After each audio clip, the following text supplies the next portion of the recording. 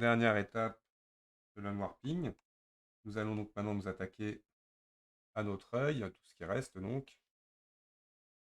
J'ai sélectionné la lentille, je vérifie elle comment elle est. Elle a juste un Solidify et une Subdivision. Solidify qu'on va conserver dans ce cas-là. Je vais vérifier. Alors je vais me créer une matière. Vous allez voir, on va faire une petite astuce. Je vais me créer un objet, majuscule A, mèche, on va se faire n'importe quoi, un cube. Ouh, ça c'est un cube, non, c'est un plan. Donc peu importe. M, je vais le mettre dans la scène setup. Lui, on le masquera. Mais je vais lui créer une matière pour éviter d'avoir à la refaire à chaque fois. New, on va l'appeler UVW. Et y mettre dans notre base color notre image texture où on fait, comme on a fait tout à l'heure, le UV grid du générateur. Toc, voilà. Donc logiquement, cette matière existe maintenant. Un petit contrôle S et on verra l'intérêt plus tard. Donc, je peux comme ça maintenant, si j'ai envie, à n'importe quel moment. Alors, est-ce que ça va marcher en live dans la fenêtre? On va bien voir. Je vérifie que mes textures sont bien activées. Et un remapping complet de la scène. Donc, quand on va dans les paramètres de sortie, j'enlève les passes, override, donc c'est pour avoir un matériel qui remplace tous les autres. Et là, je vais chercher mon UVW. Toc. Donc là, je ne le vois pas. Par contre, si je vais dans mon rendu preview, tous mes matériaux auront automatiquement celui-ci à la place des autres. Ce qui est assez pratique quand on fait un exercice de ce genre. Et là, je viens constater en même temps, vous voyez, que mes sphères étant déjà mappées, on a déjà un mapping correct. Celle-ci, je n'ai pas trop besoin de m'y attarder. Effectivement, le fait que ça pointe n'est pas si correct que ça. Allez, Edit Mode, tout bêtement, on sélectionne tous les polygones. Ah, vous voyez, parce que là, ça me fera un truc bizarre, parce qu'en fait, c'est simplement mis en rotation. Donc là, je fais un U noir. Ouf. Parfait. Au suivant, on masque celui-ci. H. On va prendre la paupière supérieure. Edit Mode. A. On voit comment c'est fait. Là, vous voyez, c'est pas forcément génial. Donc, en gros, c'est tout ce qui se rejoint ici derrière. Un peu comme une ancienne map monde. U noir. Parfait. Toc. Pas besoin de faire de couture. Donc, on peut le masquer. La paupière inférieure. On sélectionne tout. A. Oups là. Je reviens en edit mode. Je ne veux que lui. A. U noir. Que je masque. H. Et mon œil. On va le faire en deux phases. Là, pour l'instant, c'est pas vraiment ça que je voudrais.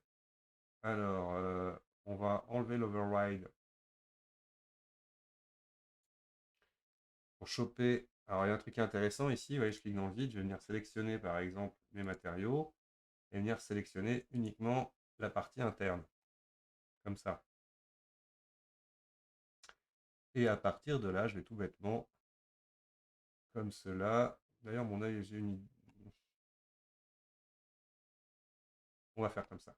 Donc ici, je viens tout simplement lui faire un U noir. On pourra mettre une belle texture de pupille à l'intérieur. Et le reste, je vais peut-être supprimer ici. Je vais venir comme ça, là, sélectionner une boucle de polygones. Alt-clic. Je fais un CTRL plus pour venir chercher les deux éléments qui vont de part et d'autre. Et je vais supprimer ces faces. X. Faire les vertices. Non, je vais faire les faces pour ne pas perdre le rond d'après. Voilà. Toc. Et après, si on veut vraiment warper ça correctement, on pourra. Là, si je lui fais une sélection là, de mon œil, select U, un noir. Là, il me fait pas vraiment un truc génial. On synchronise là, pour voir qui est quoi? Oula, il y a des trucs bizarres ici. Oui, parce que là, j'ai la pupille sur le...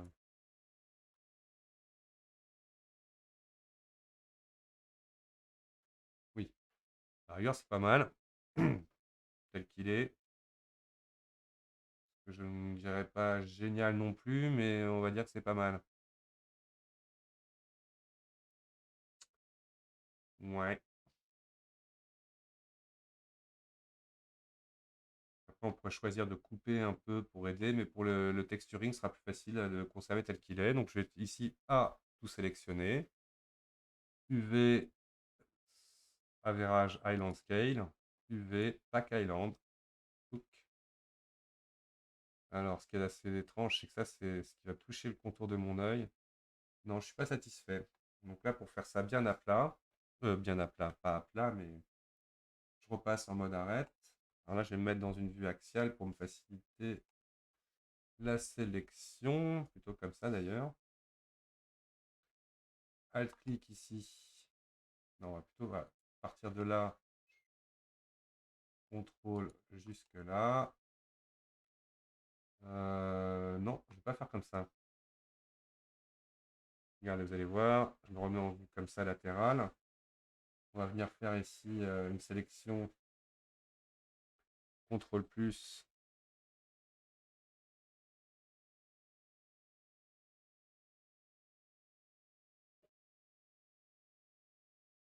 H. Alors je vérifie bien là ce qui se passe en mode normal. Ouh, c'est pas très joli ce que je viens de faire.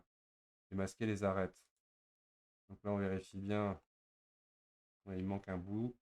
Donc là je viens shifter là, les dernières faces qui me manquent. H. Là ça va être plus rapide et plus explicite pour comprendre. Hop, je vais sélectionner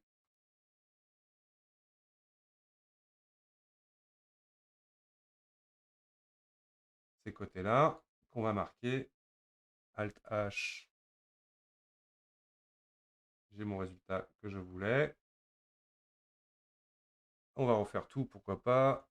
A, U, un noir.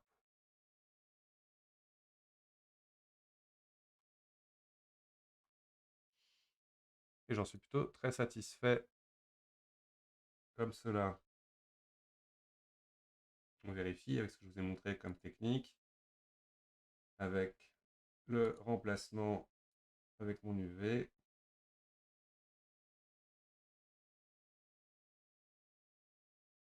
On est bien. Toc. Ben voilà, donc le prochain tuto, ça sera les matériaux pour la phase 4 du coup du projet du Mignon. Merci d'avoir regardé et à bientôt.